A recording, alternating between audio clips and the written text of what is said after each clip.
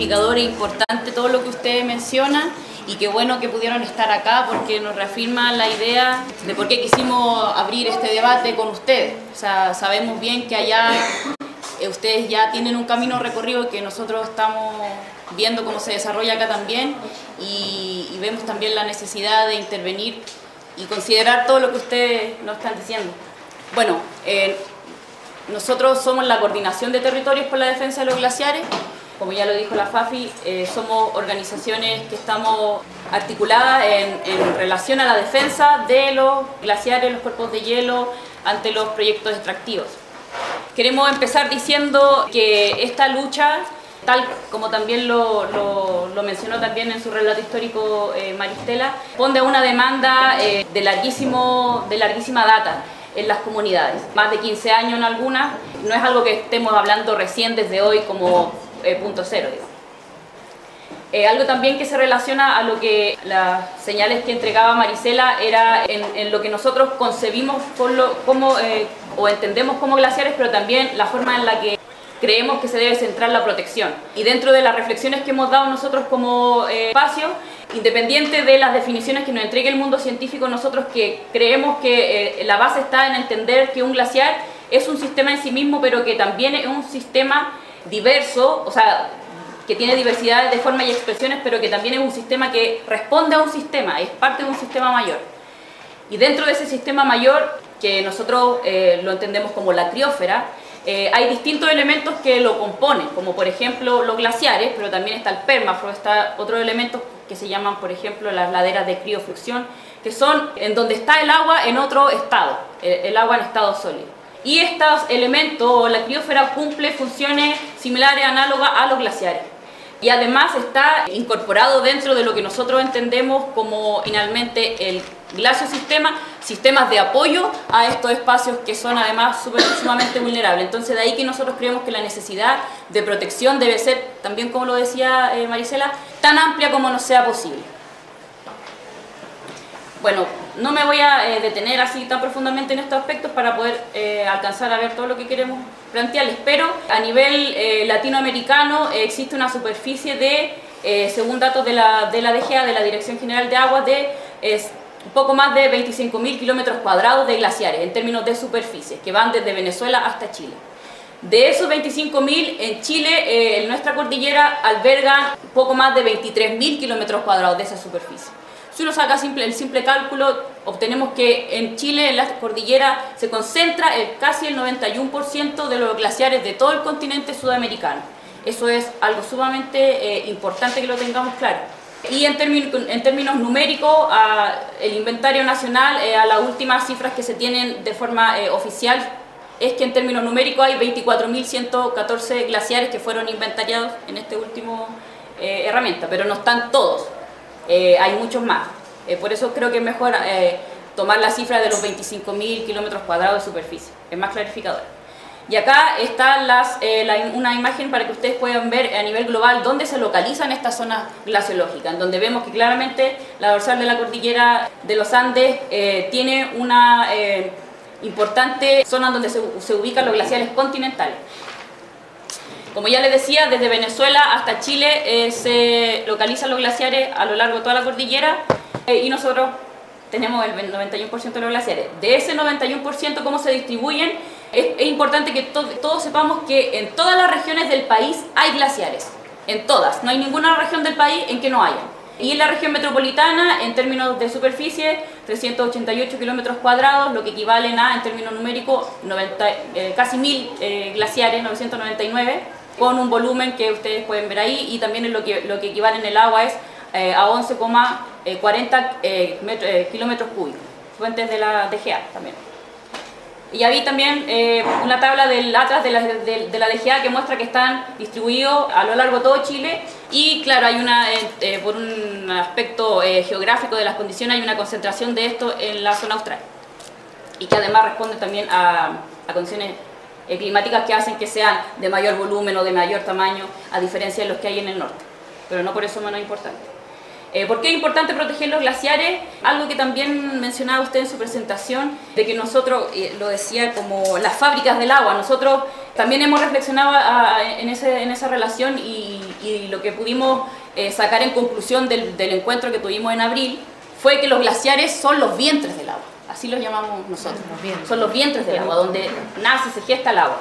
También datos que usted entregaba, el 2,5% del agua del planeta es dulce, de ese el 75% está en forma de los glaciares, testigos geológicos de la Tierra, zonas de alta fragilidad, totalmente vulnerable a cualquier tipo de alteración, y en términos globales influyen de forma sistemática y permanente y de forma aguda en el equilibrio del sistema climático mundial y retardan y amortiguan los efectos del calentamiento global. También se habla de que aportan o entregan servicio ecosistémico o función ecosistémica. A nosotros tampoco nos gusta mucho ese concepto, pero para que lo logren entender, lo que entregan o lo que aportan, el más importante de todo ello es el abastecimiento de agua, pero también otros, como ya les dije, la regulación climática, regulación del nivel de los océanos, incluso el equilibrio estático, soporte para la biodiversidad claramente, y yendo mucho más allá también, servicios culturales. Hay también una estrecha relación entre la cosmovisión de algunos pueblos originarios y los glaciares, hay una presencia ahí. Y eso también da cuenta de que hay una valoración cultural del cohabitar que se da, del cohabitar con ellos, y que se aleja un poco de esta visión utilitarista de los glaciares. Como ya les decía, hay distintas expresiones de la criósfera, y aquí solamente para mostrarles, en algunas zonas de Atacama, incluso las laderas de criofluxión, que son otras crioformas, y el permafrost entrega o aporta en términos volumétricos de agua, e incluso mucho más caudal que un glaciar propiamente tal. Entonces hay distintos lugares donde nosotros obtenemos esa agua, no únicamente los glaciares. Hablar de los glaciares es hablar de agua, o es hablar más que de agua, porque nos entregan el sustento. Según el propio Atlas de la UNESCO que salió este año, dice claramente que hay una relación muy estrecha entre este abastecimiento de agua y la supervivencia de las comunidades, tanto humanas como ecosistémicas. Y en términos de agua, cuando hablamos de los glaciares de Chile, nos estamos refiriendo a más de 3.000 kilómetros cúbicos de ese elemento. Aquí también, en Chile, el 70% de la población se aprovisiona y abastece con recursos hídricos provenientes de las zonas altoandinas donde están los glaciares. Bueno, y antes de lo que podríamos entender como esta revolución o estallido social, lo que copaba los medios era la crisis hídrica. La grave crisis hídrica en la que nos encontramos, fruto también de esta crisis ambiental, socioambiental, climática.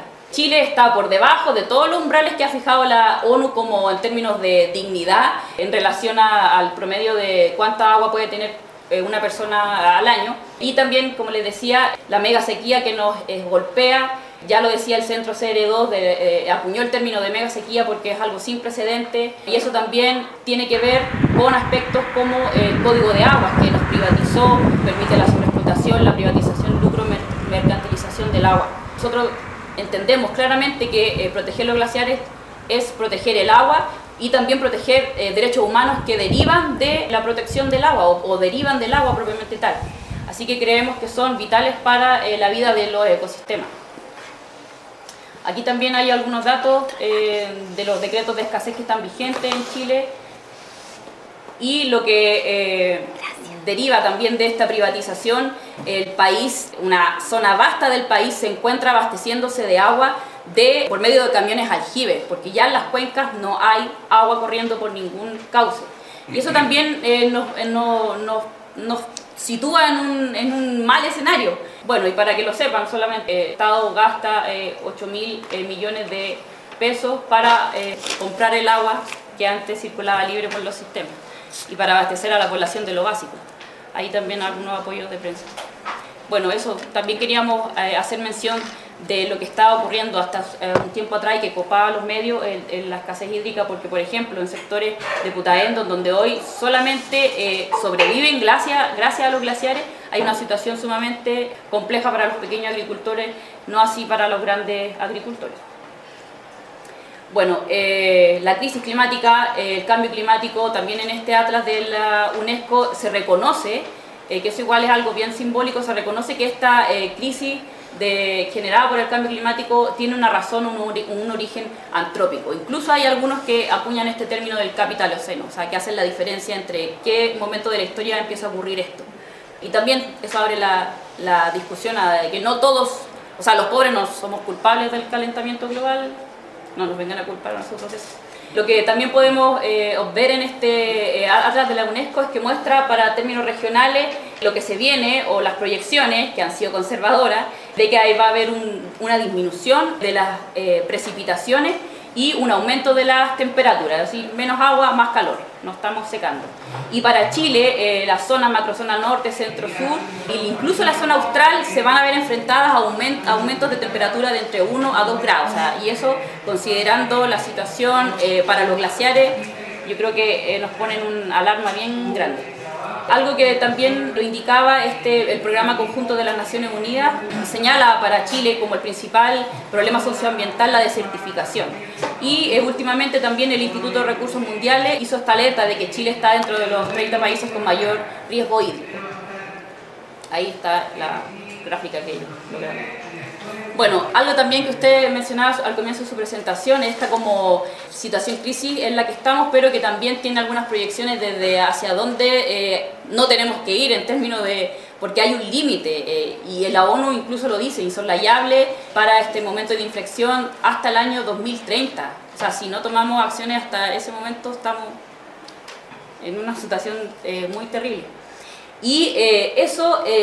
yo creo que es sumamente tener o visualizar esto, que incluso lo reconoce la científica Maisa Rojas, que es como la que ha estado asesorando al gobierno en términos científicos para la COP, que tiene que reconocer y salió a reconocer que las estimaciones del mundo científico sobre los riesgos del cambio climático fueron conservadoras. O sea, el mundo científico está asumiendo que se quedaron cortos en todas las proyecciones y eso quiere decir que estamos peor de lo que pensábamos. La mayoría de los científicos estimó mal la velocidad del cambio climático, o sea, los efectos los estamos viendo mucho más rápido y son mucho más peores de lo que creíamos.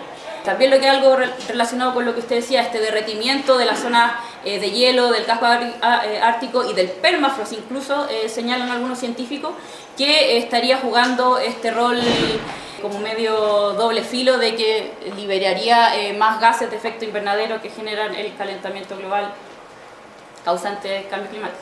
Y aquí también el último el informe del IPCC, que dice que el océano y la criósfera están absorbiendo mucho calor o lo absorbieron ya y que eso va a tener resultados o consecuencias nefastas. Y aquí en Chile, ¿qué afecta o amenaza a los glaciares? Lo dice la propia Estrategia Nacional de Glaciares, el extractivismo, y detecta o señala actividades que en términos concretos los destruyen o los afectan. Indica claramente que la actividad, tanto en la etapa de exploración como la explotación, es perjudicial. La construcción de obras hidráulicas en las zonas altas de la cuenca también genera impacto, eso lo vemos claramente con el caso de Alto Maipo, actividades turísticas, recreativas de alto impacto también, y por supuesto la contaminación de los asentamientos humanos, como la que se genera en Santiago. Pero también está la institucionalidad, que es la principal amenaza, digamos, para los glaciares. Ni siquiera los glaciares que están dentro de áreas, entre comillas, protegidas, áreas silvestres protegidas, ni siquiera esos están protegidos. Porque la institucionalidad establece que se pueden generar obras, programas, actividades en los parques nacionales, que se supone que son las áreas protegidas en donde están los glaciares. Se entrega una posibilidad de que puedan someter o ejecutarse estas actividades por medio del sistema de evaluación de impacto ambiental. Y además te establece claramente que proyectos que deban someter o entregar estudios de impacto ambiental para someterse al sistema, en el caso de que estén localizados cerca de glaciares, también lo pueden hacer, o sea, pueden hacer el trámite de presentar proyectos que estén en esta área. No hay una prohibición, no hay una protección, sino que se permite por medio de la institucionalidad. El decreto 40 también lo vino a consagrar, actividades que generen efectos adversos significativos, y lo indica claramente la última letra: la superficie en el volumen de un glaciar susceptible de modificarse. O sea, por medio de la tramitación ambiental se modifican o se cambian o se alteran las condiciones de un glaciar. Y eso lo tenemos en términos concretos en estas tablas. Aquí tenemos tablas desde fuente del CERNA-GEOMIN, en donde muestra los proyectos en exploración y en etapas de sondajes que tienen permiso de resoluciones de calificación ambiental aprobadas para desarrollarse en zonas de glaciares. Y aquí otro tipo de proyectos, no solamente mineros, sino que proyectos energéticos, como las hidroeléctricas de pasada en la zona alta. Incluso llegan a ser más que los proyectos mineros propiamente tal.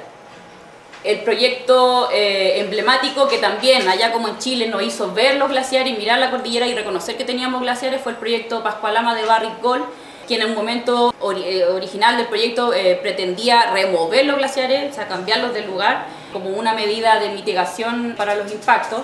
Y hay una foto para que ustedes puedan ver este polvo de suspensión que queda producto de las actividades mineras, que es luego el polvo que se deposita, y que en el caso de Pascualama ocurrió, se deposita sobre los glaciares acelerando su proceso de derretimiento.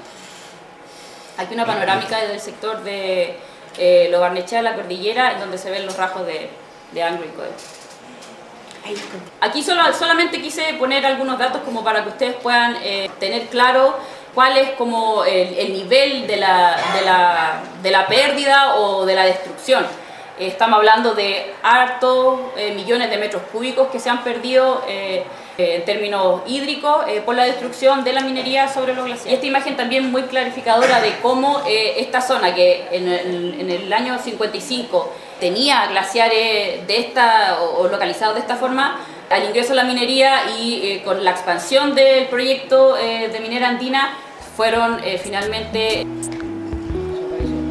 prácticamente desapareció todo ese complejo glacial había y quedaron solamente los del extremo.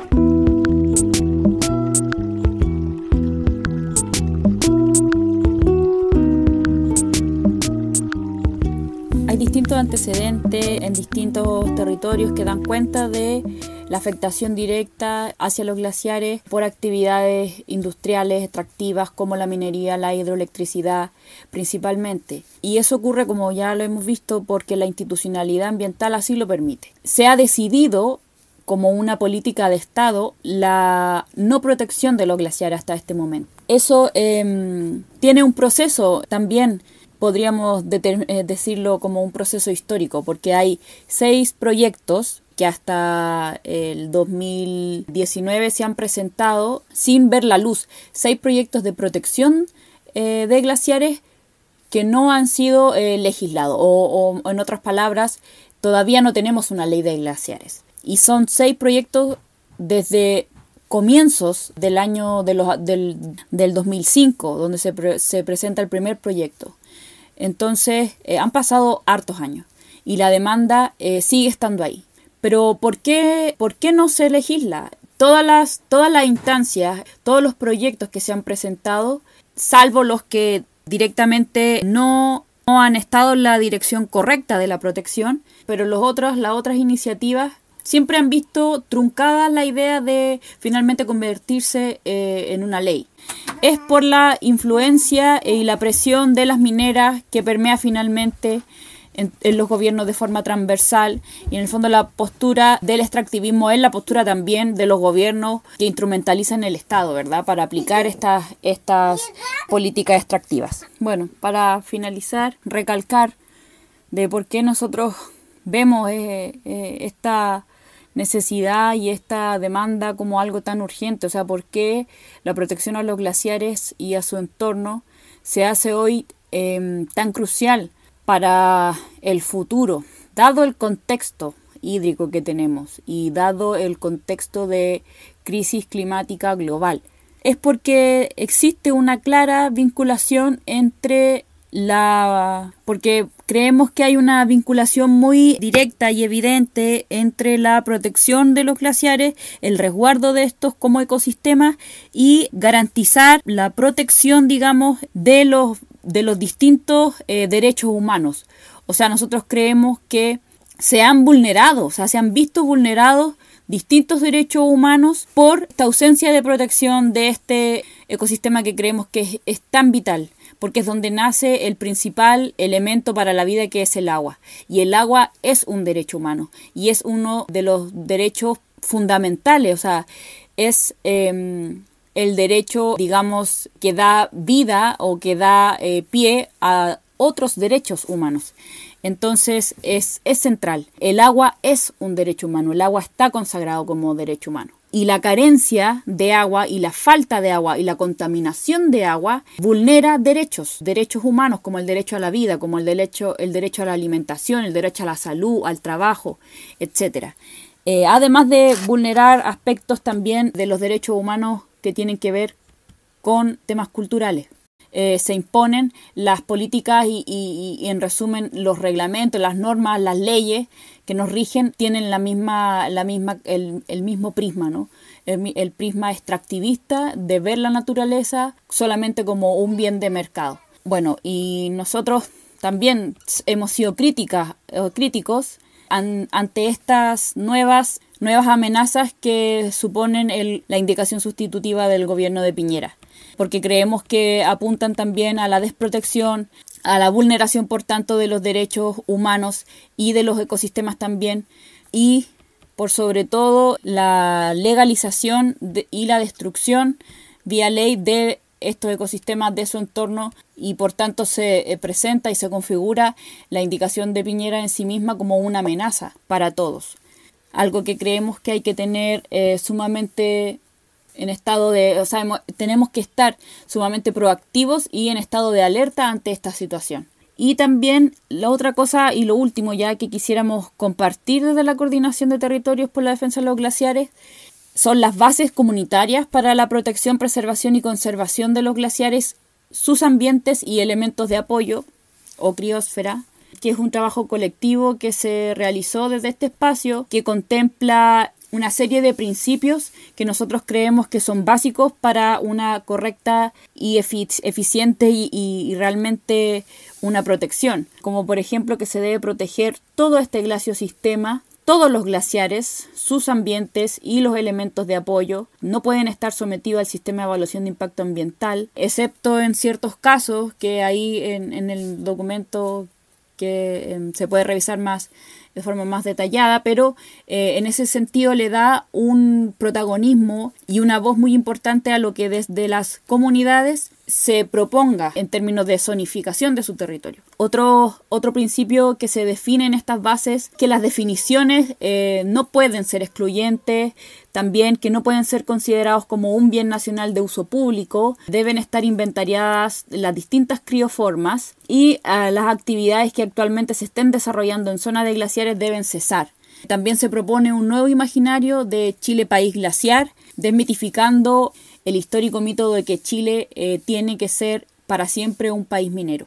Creemos que eso está en tensión, está en debate, y a la luz de las puertas que se abren tras esta revuelta social, las puertas de una nueva constitución, creemos nosotros también toma sentido la protección mucho más amplia, que debe estar eso plasmado, la idea de una protección mucho más amplia del medio ambiente tiene que estar plasmado en una nueva constitución.